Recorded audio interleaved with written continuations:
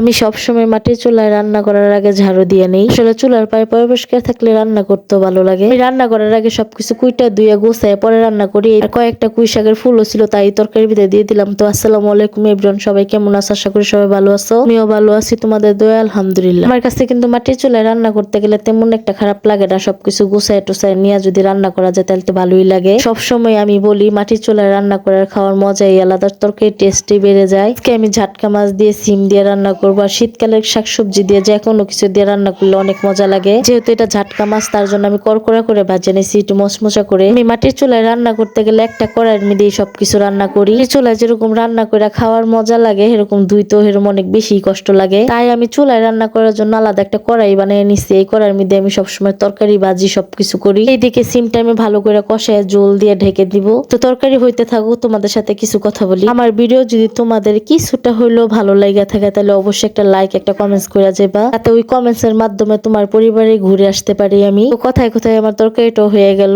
তো আজকের ভিডিও এই পর্যন্তই। সবাই ভালো থাকো, সুস্থ থাকো, আল্লাহ হাফেজ।